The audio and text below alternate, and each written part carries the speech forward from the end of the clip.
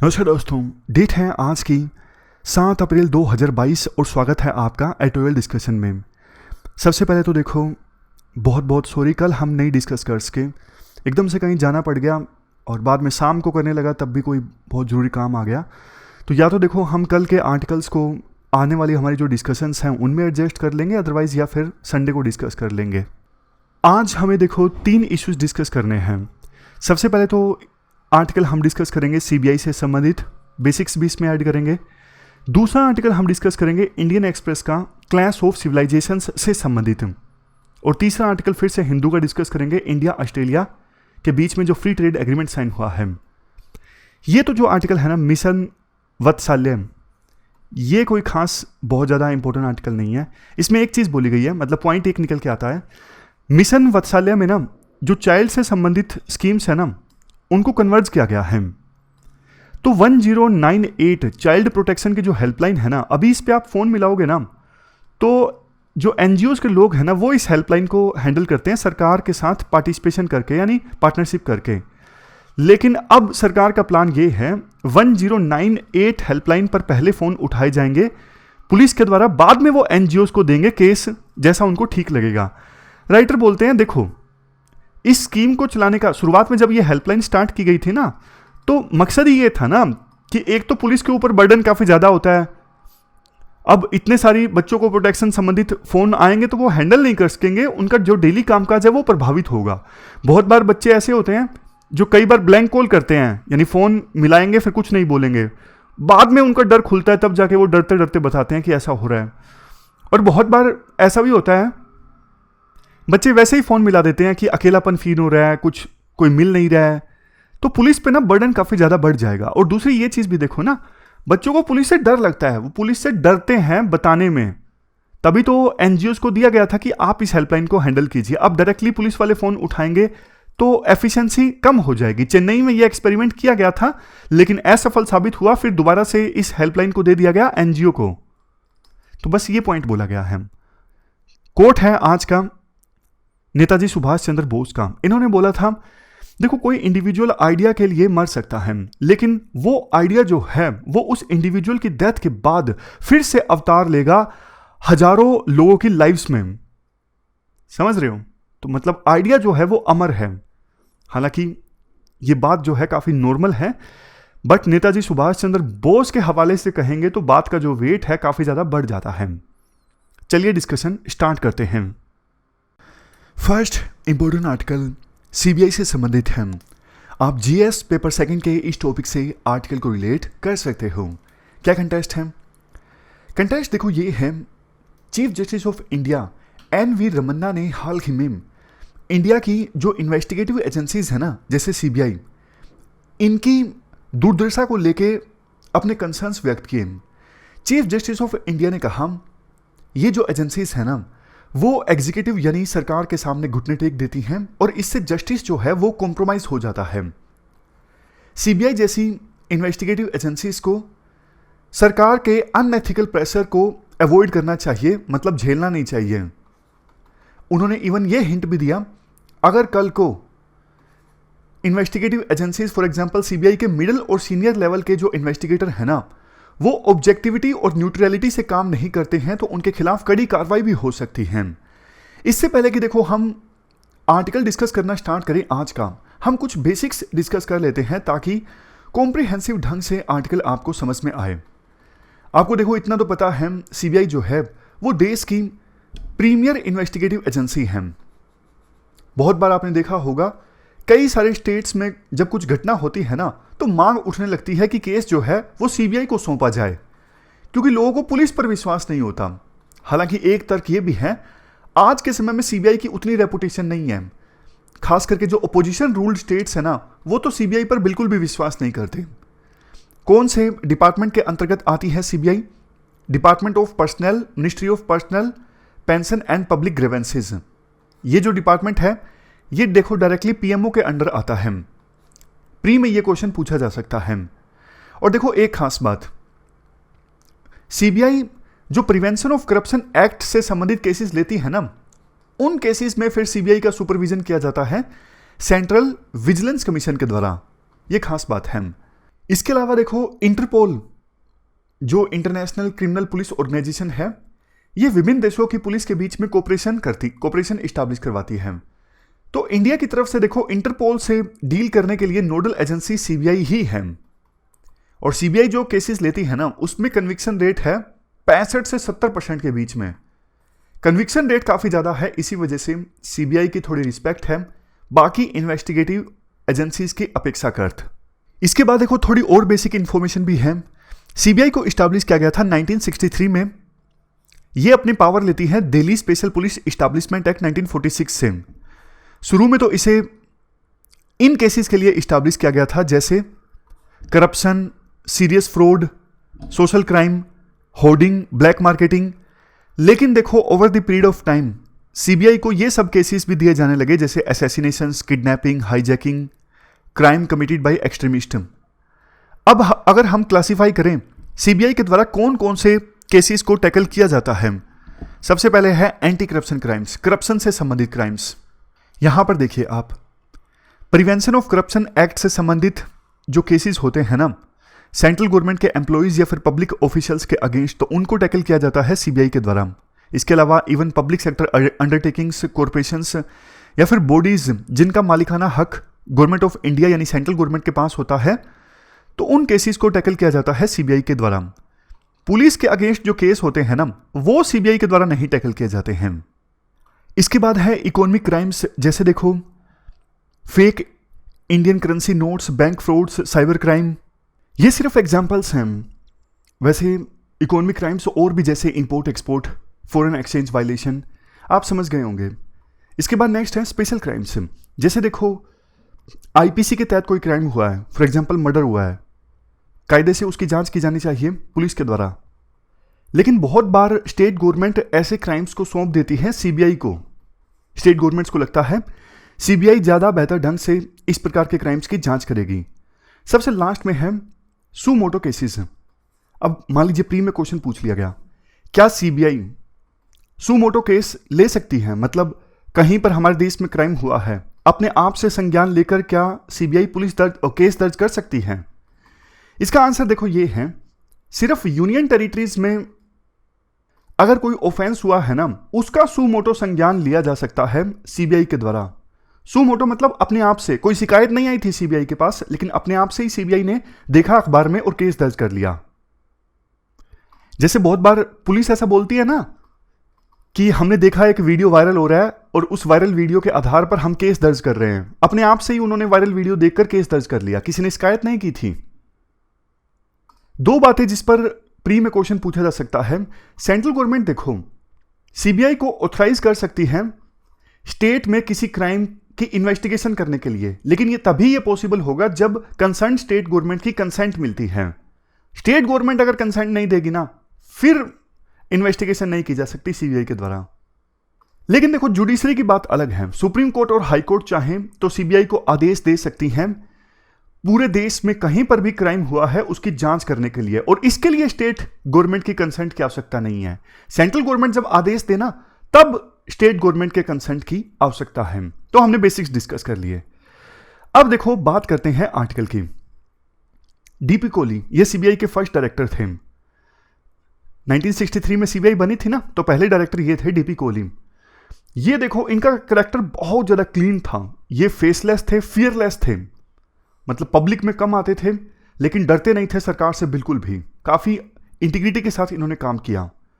लेकिन आज के समय में तो आपको पता है सीबीआई की हालत जो है काफी ज्यादा खराब हो चुकी है। इसे पिंजरे में बंद तोता का नाम दिया गया था जुडिशरी के द्वारा, यानी सुप्रीम कोर्ट के द्वारा। गवर्नमेंट चाहे सेंटर में किसी की भी हो, चाहे यूपीए हो या फिर एनडीओ हो या फिर उससे पहले की सरकारें हों, सब पर सीबीआई के मिसयूज का आरोप लगता ही है। 1997 में ना, दिसंबर 1997 में एक फियरलेस जज थे जस्टिस जेएस वर्मा। इन्होंने उस समय के सीबीआई डायरेक्टर को कड़ी फटकार लगाई। हवाला का केस चल रहा था, सीबीआई ने केस बंद कर दिया था, मतलब इन्वेस्टिगेशन रोक दी थी। तो जस्टिस जेएस वर्मा ने कहा कि अरे भैया तुम अपनी मनमर्जी के हिसाब से इन्वेस्टिगेशन बंद कर देते हो, इससे क्या संकेत जाएगा आपके सबऑर्डिनेट्स पर, ऐसा क्यों करते हो तुम? तो जस्टिस वर्मा ने ना फिर गाइडलाइंस दी थी। जस्टिस वर्मा के मत के अनुसार अगर सीबीआई डायरेक्टर ही कॉम्प्रोमाइज हो जाता है तो पूरी ऑर्गेनाइजेशन कॉम्प्रोमाइज हो जाती है। तो सीबीआई के डायरेक्टर कैसा होना चाहिए, इस संदर्भ में उनके सिलेक्शन से संबंधित उन्होंने कुछ गाइडलाइंस दी थी कि 3 सदस्यों का एक पैनल सीबीआई के डायरेक्टर को सिलेक्ट करेगा। अब उसमें लीडर ऑफ अपोजिशन, प्रधानमंत्री और चीफ जस्टिस ऑफ इंडिया हैं।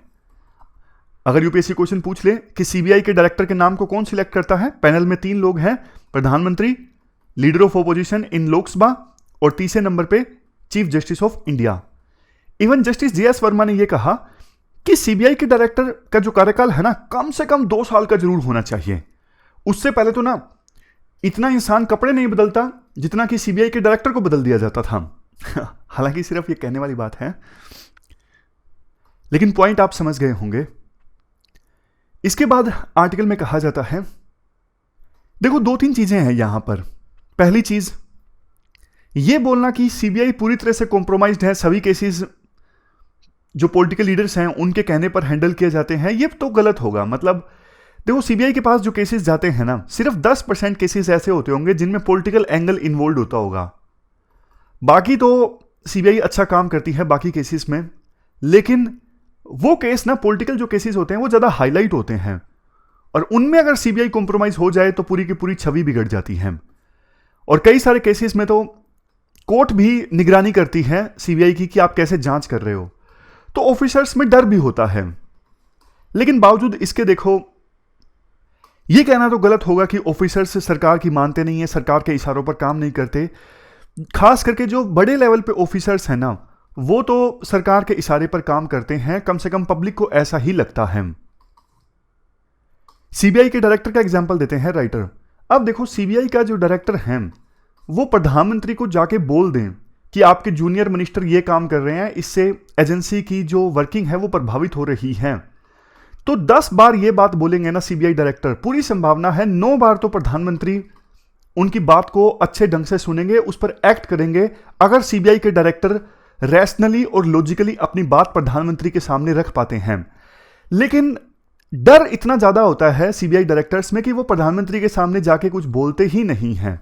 लेकिन देखो अगर वो बोल देना अपनी बात लॉजिकली और रैशनली, प्रधानमंत्री सुनेंगे, और इससे क्या होगा, एक सिग्नल जाएगा ना सिर्फ सीबीआई में जो मिडिल लेवल के ऑफिसर्स है कि देखो हमारा डायरेक्टर ही इतना ज्यादा ऑनेस्ट है, इंटीग्रिटी वाला है, प्रधानमंत्री को जाके अपनी बात बोल सकता है, तो उन पर एक मोरल प्रेशर आता है अच्छे से काम करने के लिए और पॉलिटिकल लीडर से ना डरने के लिए। जैसे देखो ई श्रीधरन का एग्जांपल है, हम एथिक्स में देते हैं। उन्होंने मेट्रो को लीड किया। दिल्ली मेट्रो का जो प्रोजेक्ट है ना, बहुत अच्छे ढंग से इंप्लीमेंट हुआ है। मतलब हमें प्राउड महसूस होना चाहिए कितना अच्छे ढंग से दिल्ली मेट्रो काम कर रही है, और इसके लिए ना बहुत बढ़िया श्रेय जाता है ई श्रीधरन को। उन्होंने समय से पहले प्रोजेक्ट्स को कंप्लीट करके दिखाया। उन्होंने शुरुआत से ही ऐसी पॉलिसी रखी, no interference of political leaders की, तो ना धीरे धीरे वो जो वैल्यूज हैं वो नर्चर हो गई दिल्ली मेट्रो के बाकी ऑफिसर्स में भी। ऑर्गेनाइजेशन का देखो लीडर अगर वैल्यू वाला है ना, इंटीग्रिटी वाला है, फियरलेस है, तो उसका डायरेक्ट इंपैक्ट देखने को मिलता है उस ऑर्गेनाइजेशन के सबऑर्डिनेट्स पर भी, यानी मिडिल और जो नीचे के लेवल पे ऑफिसर्स हैं उन पर भी। तो कुल मिला के अब देखो हम चैलेंजेस समराइज कर देते हैं, आर्टिकल लंबा होता जा रहा है। चैलेंजेस क्या क्या हैं? एक्सेसिव पॉलिटिकल इंटरफेरेंस की पहला चैलेंज है, बहुत ज्यादा पॉलिटिकल इंटरफेरेंस होती है, इन्वेस्टिगेशन लंबी खिंच जाती है, काफी डिले हो जाता है, क्रेडिबिलिटी काफी ज्यादा लूज की है सीबीआई ने पिछले कुछ सालों में, अकाउंटेबिलिटी नहीं है, राइट टू इंफॉर्मेशन एक्ट के अंतर्गत सीबीआई आती नहीं है, इनसे कोई जवाब मांगा जाए तो देते नहीं है क्योंकि एग्जम्पशन है ना, मतलब आरटीआई लागू ही नहीं होती इन पर। नेक्स्ट है acute shortage of personal, deputation पे जाते हैं सीबीआई में। हालांकि जो एसएससी का एग्जाम होता है ना सीजीएल का, उसमें सीबीआई के लिए भी रिक्रूटमेंट की जाती है सब इंस्पेक्टर्स की, लेकिन बहुत कम की जाती है। ज्यादातर जो ऑफिसर्स होते हैं सीबीआई में वो डेपुटेशन पर जाते हैं। नेक्स्ट है लिमिटेड पावर्स, स्टेट गवर्नमेंट की कंसेंट चाहिए जांच करने के लिए, इस वजह से उनकी पावर काफी ज्यादा लिमिटेड हो जाती है। नेक्स्ट है रिस्ट्रिक्टेड एक्सेस, अगर देखो जॉइंट सेक्रेटरी या फिर उससे बड़े लेवल के सेंट्रल गवर्नमेंट के ऑफिसर की जांच करनी है ना, तो इसके लिए आपको सेंट्रल गवर्नमेंट से प्रायर अप्रूवल लेना पड़ता है। अब बहुत बार सेंट्रल गवर्नमेंट अप्रूवल देती नहीं है क्योंकि जॉइंट सेक्रेटरी या फिर उससे बड़े लेवल के कई ऑफिसर उनके चहेते होते हैं, तो अपने चहेते ऑफिसर्स को बचाने के लिए सेंट्रल गवर्नमेंट सीबीआई को अप्रूवल देती ही नहीं है। तो ये चैलेंजेस हैं। अब बात करते हैं सजेशंस की। सबसे पहला सजेशन तो ये है, देखो अभी चीफ जस्टिस ऑफ इंडिया ने तो ये सजेशन दिया था कि एक बड़ी अम्ब्रेला ऑर्गेनाइजेशन स्टैब्लिश कर दी जाए, जिसको लेके हमने आर्टिकल भी डिस्कस किया था। उस बड़ी अम्ब्रेला ऑर्गेनाइजेशन के अंतर्गत सारी इन्वेस्टिगेशन एजेंसीज आ जाएं, जैसे ईडी है, सीरियस फ्रॉड इन्वेस्टिगेशन एजेंसी है, वो सारी आ जाएं। लेकिन राइटर कहते हैं मैं तो उस आइडिया से इत्तेफाक नहीं रखता हूं, मुझे तो वो आइडिया पसंद नहीं है, क्योंकि उसमें ईगो क्लैश हो जाएगा, काफी ज्यादा कोऑर्डिनेशन की दिक्कत आ जाएगी। लेकिन कुछ अलग से सजेशंस हम डिस्कस करें। सबसे पहले तो ना सीबीआई को आप ऑटोनॉमी दो, गवर्नमेंट के कंट्रोल से इसे बाहर कर दो। जब तक देखो गवर्नमेंट का कंट्रोल रहेगा ट्रांसफर को लेके या फिर पोस्टिंग को लेके, तब तक सीबीआई जो है कॉम्प्रोमाइज्ड रहेगी। नेक्स्ट, अभी देखो ये दिल्ली पुलिस एस्टैब्लिशमेंट एक्ट 1946 से पावर लेती है, लेकिन इसके लिए ना सीबीआई के लिए अलग से एक कानून बना देना चाहिए, जैसे कैग के लिए इलेक्शन कमीशन, इनका ना प्रोविजन है संविधान में ही, इस वजह से थोड़ा ज्यादा इंडिपेंडेंट होकर ये काम करते हैं। तो उसी वजह से ना संविधान में प्रोविजन किया जा सकता है या फिर अलग से कानून बनाया जा सकता है, कम से कम आप संविधान को अमेंड ना करो तो। इसके बाद नेक्स्ट है, डिपार्टमेंट रिलेटेड स्टैंडिंग कमेटी ने ना अपनी 24th रिपोर्ट में कुछ रिकमेंडेशंस दी थी, जैसे ह्यूमन रिसोर्स को मजबूत कर दो, सीबीआई की स्ट्रेंथ को इंक्रीज करके, अच्छा इंफ्रास्ट्रक्चर प्रोवाइड करने के लिए थोड़ी इन्वेस्टमेंट दो, थोड़ा इनको पैसा दे दो। इसके बाद नेक्स्ट, फाइनेंशियल रिसोर्सेज इंक्रीज कर दो, सेम पॉइंट है। ज़्यादा पावर्स दे दो, नेक्स्ट पॉइंट है। इन्वेस्टिगेशन करने के लिए हमने डिसएडवांटेज में यानी चैलेंज में डिस्कस किया था कि सीबीआई के पास लिमिटेड पावर्स होती हैं। सबसे लास्ट में सेकंड एआरसी को भी आप यहाँ पे कोट कर सकते हो। आंसर्स में देखो ये जो कमीशन है ना, जैसे पूंछी कमीशन है, सरकारिया कमीशन है, सेकंड एआरसी रिपोर्ट है, खास करके जीएस पेपर 2 में इन सबको कोट करोगे ना तो काफ़ी वैल्यू एडिशन हो जाता है। तो इनकी पॉइंट्स आप हमेशा याद रखिएगा। और भी जैसे एक कमेटी गठित की गई थी, national committee to review the constitution, 2001 के आसपास उसकी रिपोर्ट आई थी ना, उसको भी आप कोट कर सकते हो। तो सेकंड एआरसी में सजेस्ट किया गया कि एक नया कानून बनाना चाहिए सीबीआई की वर्किंग को गवर्न करने के लिए। तो ये पूरा आर्टिकल हमने डिस्कस किया सीबीआई की वर्किंग से संबंधित। चलते हैं आगे। इसके बाद देखो अगला जो आर्टिकल है ना, वो क्लैश ऑफ सिविलाइजेशंस से संबंधित है। आप जीएस पेपर 2 के इस टॉपिक से आर्टिकल को रिलेट कर सकते हो। इससे पहले कि हम आगे बढ़े, क्लैश ऑफ सिविलाइजेशन की थ्योरी क्या है उसको हम एक बार देख लेते हैं। सैमुअल पी हंटिंगटन ने ये थ्योरी दी थी। सैमुअल पी हंटिंगटन कहते हैं, शुरुआत में देखो कन्फ्लिक्ट्स कैसे हुआ करते थे, विभिन्न राजा या फिर मोनार्क अपनी अपनी टेरिटरी को एक्सपेंड करने की कोशिश किया करते थे और आपस में कन्फ्लिक्ट हो जाता था। इसके बाद फ्रेंच रेवोल्यूशन से लेके फर्स्ट वर्ल्ड वॉर तक विभिन्न नेशंस के बीच कन्फ्लिक्ट रहा। विभिन्न नेशंस के बीच, जैसे फ्रांस और जर्मनी के बीच, ब्रिटेन और फ्रांस के बीच, इस प्रकार से विभिन्न नेशंस के बीच कन्फ्लिक्ट रहा फ्रेंच रेवोल्यूशन से लेके फर्स्ट वर्ल्ड वॉर के बीच। और उसके बाद क्या हुआ, उसके बाद देखो सेकेंड वर्ल्ड वॉर के बाद और यूएसएसआर की डिसइंटीग्रेशन होने तक दो आइडियोलॉजीज के बीच कन्फ्लिक्ट देखने को मिलता है। एक तरफ यूएसए और यूएसए के अलाइ कंट्रीज की यानी वेस्टर्न कंट्रीज की लिबरलिज्म की आइडियोलॉजी, और दूसरी तरफ यूएसएसआर और यूएसएसआर के अलाइ कंट्रीज की कम्युनिज्म की आइडियोलॉजी। इन दोनों आइडियोलॉजी की वजह से कन्फ्लिक्ट देखने को मिलता है कोल्ड वॉर के दौरान। लेकिन क्या कोल्ड वॉर के खत्म होने के बाद कन्फ्लिक्ट नहीं होगा? इस मुद्दे पर देखो अलग अलग सेकुलर्स की अलग अलग राय है, और सैमुअल पी हंटिंगटन की राय यह है कोल्ड वॉर के खत्म होने के बाद वर्ल्ड में कन्फ्लिक्ट तो होगा, लेकिन ये सिविलाइजेशन कन्फ्लिक्ट होगा। सैमुअल पी हंटिंगटन के अनुसार 8 मेन सिविलाइजेशंस इमर्ज होके आएंगी। कौन कौन सी, यहां पर आप लिस्ट देख सकते हो। वेस्टर्न सिविलाइजेशन, कन्फ्यूशियन सिविलाइजेशन, ये जो चाइनीज सिविलाइजेशन है, Japanese civilisation, Islamic civilisation, Hindu civilisation, और Slavic orthodox, Latin American, African. Slavic orthodox मतलब ये जो ऑर्थोडॉक्स क्रिश्चियनिटी है, रशिया में देखने को मिलती है। तो ये 8 सिविलाइजेशंस इमर्ज होके आएंगी। ये जो सिविलाइजेशन है, जैसे हर एक सिविलाइजेशन, हिंदू सिविलाइजेशन का अपना एक धर्म है, हिंदू धर्म, अपना एक अलग से कल्चर है। उसी प्रकार से वेस्टर्न सिविलाइजेशन का अलग से अपना धर्म है, अलग से अपना कल्चर है। तो कोल्ड वॉर के खत्म होने के बाद जो कन्फ्लिक्ट होगा इन 8 सिविलाइजेशंस के बीच होगा। और क्यों होगा? क्योंकि देखो ग्लोबलाइजेशन अब एक रियलिटी है। जैसे जैसे ग्लोबलाइजेशन आगे बढ़ता जाएगा तो सभी को अपनी पता लगता रहेगा, अपनी आइडेंटिटी का और ज़्यादा एहसास होता रहेगा कि मैं कौन सी सिविलाइजेशन से हूँ। यानी डिफरेंसेस विभिन्न सिविलाइजेशंस के लोगों के बीच और ज़्यादा स्टार्क होते जाएंगे। देखो, जब कोल्ड वॉर के दौरान दो आइडियोलॉजीज के बीच लड़ाई थी तो यह पूछा जाता था कि आप किस साइड हो, आप लिबरलिज्म की साइड हो या फिर कम्युनिज्म की साइड हो। लेकिन सिविलाइजेशंस के बीच जब लड़ाई होगी तो कोई नहीं पूछेगा कि आप किस साइड हो, यह पूछा जाएगा सिर्फ कि आप कौन हो, आप किस सिविलाइजेशन से हो। इसका मतलब क्या हुआ? इसका मतलब यह हुआ कि आइडियोलॉजीज के बीच जो लड़ाई थी वो इतनी इंटेंस लड़ाई नहीं थी, लेकिन ये जो सिविलाइजेशंस के बीच लड़ाई होने वाली है ये बहुत ही ज्यादा इंटेंस लड़ाई होगी।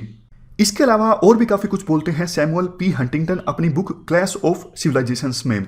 जैसे सिविलाइजेशंस के बीच लड़ाई मैक्रो लेवल पे भी होगी, माइक्रो लेवल पे भी होगी। लेकिन देखो, इनकी थ्योरी के बहुत सारे क्रिटिसिज्म भी हैं।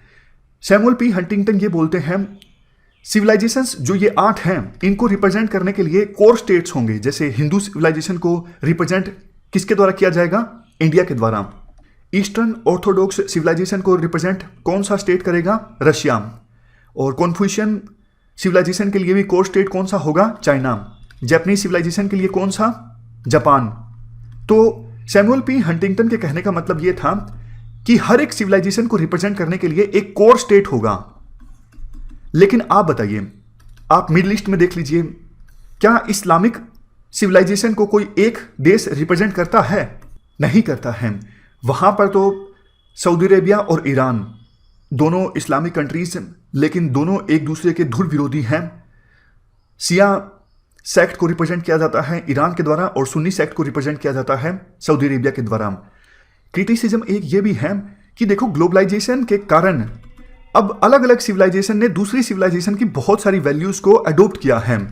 जैसे देखो, हमारे देश में आपको पता है काफी सारी वेस्टर्न वैल्यूज को अडोप्ट किया गया है। उसी प्रकार से वेस्टर्न कंट्रीज में भी हिंदू सिविलाइजेशन और दूसरे सिविलाइजेशन से संबंधित वैल्यूज को अडोप्ट किया गया है। तो विभिन्न सिविलाइजेशंस के बीच कंफ्लिक्ट होगा ऐसी संभावना नहीं है। ये उन लोगों के द्वारा बोला जाता है जो क्रिटिसाइज करते हैं सैमुअल पी हंटिंगटन की क्लैश ऑफ सिविलाइजेशंस की थ्योरी को। ये थ्योरी देखो, हमने थोड़ी सी इसलिए डिस्कस की क्योंकि ऐसे में आप इस थ्योरी को कोट कर सकते हो। और जैसे ही न्यूजीलैंड में गनमैन ने अटैक किया, कुछ लोग इसको क्लैश ऑफ सिविलाइजेशंस की थ्योरी से जोड़ के देखने लगे। उन्होंने कहा कि सैमुअल पी हंटिंगटन ने जो कुछ कहा था 1990 के बाद, वो सब कुछ धीरे धीरे सही साबित हो रहा है।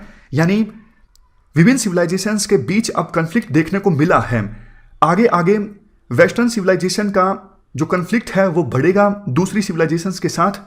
लेकिन दूसरी तरफ ऐसे सेकुलर्स और ऐसे एक्सपर्ट्स भी हैं जो कहते हैं आप एक टेररिस्ट एक्ट की वजह से क्लैश ऑफ सिविलाइजेशंस को कैसे जस्टिफाई कर सकते हो। वेस्टर्न कंट्रीज ने भी इस टेररिज्म के एक्ट को पूरी तरह से क्रिटिसाइज किया है। तो आप उन लोगों के कारण जो सिर्फ फ्रिंज एलिमेंट्स हैं, उन लोगों के कारण क्लैश ऑफ सिविलाइजेशंस की थ्योरी को जस्टिफाई नहीं कर सकते। तो ये तो देखो, हमने क्लैश ऑफ सिविलाइजेशन की जो थ्योरी है उसके बेसिक्स डिस्कस कर लिए। अब आते हैं आज के आर्टिकल की तरफ। देखो, सैमुअल पी हंटिंगटन ने तो ये कहा था चाइना और इस्लामिक सिविलाइजेशन के बीच अलायंस देखने को मिल सकता है। ईरान चाइना के रिलेशंस अच्छे हैं, मतलब ज़्यादातर इस्लामिक कंट्रीज के रिलेशंस ना चाइना के साथ अच्छे हैं, पाकिस्तान के भी अच्छे हैं। तो सैमुअल पी हंटिंगटन की बात जो है वो इस संदर्भ में थोड़ी ठीक साबित होती दिखाई दे रही है, हालांकि आगे आगे पता लगेगा। सैमुअल पी हंटिंगटन ने रशिया और इंडिया को, इंडिया मतलब हिंदू कल्चर और रशिया मतलब ऑर्थोडॉक्स कल्चर, इनको ना स्विंग सिविलाइजेशन बताया था। ये कहीं पर भी स्विंग हो सकती हैं। जैसे इंडिया का वेस्ट के साथ भी अलायंस देखने को मिल सकता है, दूसरे के साथ भी अलायंस देखने को मिलता है, उसी प्रकार से रशिया के साथ। वेस्ट ने गलती पता क्या की है?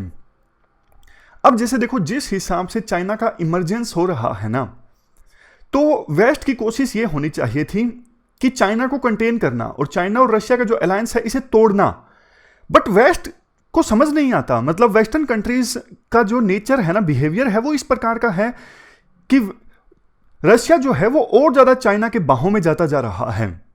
आप देख लीजिए, रशिया वेस्ट के लिए चुनौती नहीं था 1990 के बाद से, क्योंकि यूएसएसआर का डिसइंटीग्रेशन हो चुका था। आज के समय में देखो, पावर के सामने, यूएसए के सामने रशिया का कोई अता पता ही नहीं है। हर एक क्षेत्र में, इकोनॉमी के क्षेत्र में, मिलिट्री के क्षेत्र में रशिया कहीं नहीं ठहरता यूएसए के सामने। लेकिन बावजूद इसके, अगर यूएसए बोलता है हम नाटो का एक्सपेंशन करेंगे, हम यूक्रेन को भी नाटो में लेंगे, तो ये ना, वो लेमन टर्म्स में बोले तो धक्के से रशिया को छेड़ने वाली बात है। और जानबूझ के वेस्ट ने ऐसा ही किया। उनको इस बात पर फोकस ही नहीं करना चाहिए था कि यूक्रेन जो है वो न्यूट्रल ना रहे, यूक्रेन जो है वो नाटो में आए, क्योंकि रशिया आज के समय में चुनौती है ही नहीं वेस्ट के सामने। चुनौती चाइना है। लेकिन वेस्ट की गलती की वजह से ये युद्ध हुआ, और वेस्ट की गलती की वजह से रशिया जो है वो और ज्यादा कमजोर होके अब वो चाइना की बात मानेगा, यानी चाइना इससे और ज्यादा मजबूत होगा। ये बात ना राइटर इसलिए बोलते हैं क्योंकि सैमुअल पी हंटिंगटन ने बोला था ना, रशिया की जो सिविलाइजेशन है वो भी स्विंग है, लेकिन वो अब स्विंग रह नहीं गई है। वेस्ट के नेचर की वजह से, यानी जो ये यूएसए और यूएसए के अलाइ कंट्रीज कर रहे हैं ना, उसकी वजह से रशिया पूरी तरह से चाइना की तरफ गया है और आगे भी जाएगा अगर ऐसा ही बिहेवियर रहता है वेस्ट का। लेकिन इंडिया ने एज ए स्विंग सिविलाइजेशन अपनी जो इमेज है ना वो बरकरार रखी है। जैसे आपने देखा, वेस्टर्न कंट्रीज ने इंडिया के ऊपर प्रेशर डालने की कोशिश की कि आप रशिया को क्रिटिसाइज कीजिए, यूएन में रशिया के खिलाफ वोट दीजिए, लेकिन इंडिया ने ऐसा नहीं किया। मतलब इंडिया की जो छवि है ना एज ए स्विंग सिविलाइजेशन, वो अभी भी बरकरार है। एक बात राइटर ये भी बोलते हैं, देखो रशिया के अंदर जो पॉलिसी मेकर है ना, इंक्लूडिंग पुतिन, या तो वो बहुत ही ज्यादा बेवकूफ हैं, या फिर ये जो वार उन्होंने इंपोज किया है ना यूक्रेन के ऊपर, उनके पास कोई दूसरा चारा ही नहीं था। मतलब उनको बहुत ज्यादा डर था कि यूक्रेन जो है वो नाटो के अंदर आ गया तो हमारी सिक्योरिटी पूरी तरह से कॉम्प्रोमाइज हो जाएगी, तो ये वार बहुत ज्यादा जरूरी है। या तो उन्होंने ये सोचा, या फिर वो बहुत ज्यादा बेवकूफ हैं, तब जाके उन्होंने वार स्टार्ट किया। क्यों? क्योंकि देखो, वास्तव में ना रशिया भी यूरोप के साथ इंटीग्रेट होना चाहता है। इसका सबसे बड़ा एग्जाम्पल है ये नॉर्ड स्ट्रीम पाइपलाइन। ये इस पाइपलाइन पे ना रशिया ने इतना खर्चा किया है, ये फिजिकल इंफ्रास्ट्रक्चर है। तो ये साफ साफ सबूत है कि रशिया वेस्ट के साथ इंटीग्रेट होना चाहता है। लेकिन बात वही आ जाती है जो अभी हमने डिस्कस की। अगर देखो नाटो का एक्सपेंशन अगर वेस्ट जारी रखेगा तो जाहिर तौर पर रशिया तो ऑफेंड फील करेगा ही ना। तो मतलब राइटर का तो ये मानना है साफ तौर पर, इस युद्ध की ना गलती ज्यादा वेस्ट के ऊपर है। तो ये पूरा आर्टिकल हमने डिस्कस किया क्लैश ऑफ सिविलाइजेशंस से संबंधित। चलते हैं आगे। इसके बाद next article India Australia free trade agreement से संबंधित है। आप जीएस पेपर सेकंड के इस टॉपिक से आर्टिकल को रिलेट कर सकते हो। आपको याद होगा कुछ दिनों पहले इंडिया और यूएई का एक फ्री ट्रेड एग्रीमेंट साइन हुआ था। अब ऑस्ट्रेलिया का भी इंडिया के साथ फ्री ट्रेड एग्रीमेंट साइन हो गया है, जो कि काफी अच्छी बात है। फ्री ट्रेड एग्रीमेंट से देखो फायदा होता है। ऑस्ट्रेलिया भी इस फ्री ट्रेड एग्रीमेंट के लिए डेस्परेट था। क्यों? क्योंकि चाइना के साथ उनके रिलेशंस अच्छे नहीं है कोविड के बाद से। तो चाइना भी इंडिया की फॉर्म में एक बड़ी मार्केट देखता है। चाइना को पहले उनका जो एक्सपोर्ट होता था ना वो थोड़ा कम होगा रिश्ते खराब होने की वजह से, तो उसको वो कंपनसेट करना चाहते थे इंडिया के साथ फ्री ट्रेड एग्रीमेंट साइन करके। और इंडिया ने भी देखो RCEP ज्वाइन नहीं किया था, रीजनल कॉम्प्रिहेंसिव इकोनॉमिक पार्टनरशिप, जिसमें पहले 16 देश होने थे लेकिन इंडिया ने ज्वाइन नहीं किया। आखिरकार 15 देशों ने मिलकर ये एग्रीमेंट साइन किया। तो इंडिया भी अब ज्यादा से ज्यादा फ्री ट्रेड एग्रीमेंट साइन करना चाहता है। यूएई के साथ साइन कर लिया है, अब ऑस्ट्रेलिया के साथ भी साइन हो गया है, अब यूके के साथ भी साइन होगा, और भी जो नेगोशिएशंस हैं वो चल रही हैं।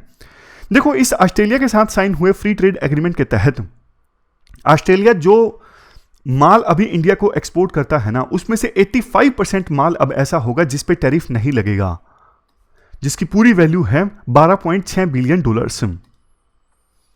ऑस्ट्रेलिया के लिए ना इंडिया की इंपॉर्टेंस काफी ज्यादा है, क्योंकि देखो 2021-22 में इंडिया की इकोनॉमी 9% की ग्रोथ रेट से आगे बढ़ेगी। इंडिया की जो इकोनॉमी है वर्ल्ड की फास्टेस्ट ग्रोइंग मेजर इकोनॉमी है। आज ऑस्ट्रेलिया के बिजनेसेस के सामने इंडिया की मार्केट में बहुत ज्यादा अपॉर्चुनिटीज हैं। पिछले 5 सालों में इंडिया और ऑस्ट्रेलिया के बीच जो 2 वे ट्रेड है ना वो डबल हो चुका है। अब देखो अनुमान ये है, जो India Australia economic cooperation and trade agreement है ना, ये नाम लिखिएगा, फ्री ट्रेड एग्रीमेंट मत लिखिएगा, मतलब है फ्री ट्रेड एग्रीमेंट ही, लेकिन स्पेसिफिक जो नाम है India Australia economic cooperation and trade agreement. इस एग्रीमेंट के बाद बायलैटरल ट्रेड $36.7 बिलियन से बढ़ के $60 बिलियन हो जाएगा। ये कुछ प्रोडक्ट्स हैं ऑस्ट्रेलिया जो एक्सपोर्ट करता है इंडिया को, इस पे से टैरिफ जो है वो एलिमिनेट कर दिया जाएगा, जैसे कोल, लेंटिल्स, सिप मीट, वूल, लोबस्टर्स, रेयर अर्थ, ये सब। और इंडिया ने भी जो लेबर इंटेंसिव इंडस्ट्रीज है ना, उनके प्रोडक्ट के एक्सपोर्ट पर टैरिफ को रिमूव करवाया है इस फ्री ट्रेड एग्रीमेंट के तहत।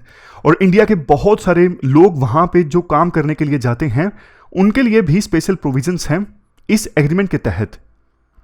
यहां पर देखो, ये जो डील है ना ऑस्ट्रेलिया के साथ, ये सर्विस एक्सपोर्ट को भी इनहेंस करेगी।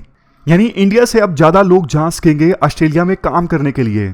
शेफ जो खाना बनाते हैं उनके लिए कोटा है, योगा टीचर्स के लिए कोटा है, और इंडियन स्टूडेंट्स जिन्होंने वहाँ पे एजुकेशन हासिल की है, वो रेसिप्रोकल बेसिस पर उनको वर्क वीज़ा मिल सकता है 2 से 4 साल के बीच पढ़ाई ख़त्म करने के बाद में।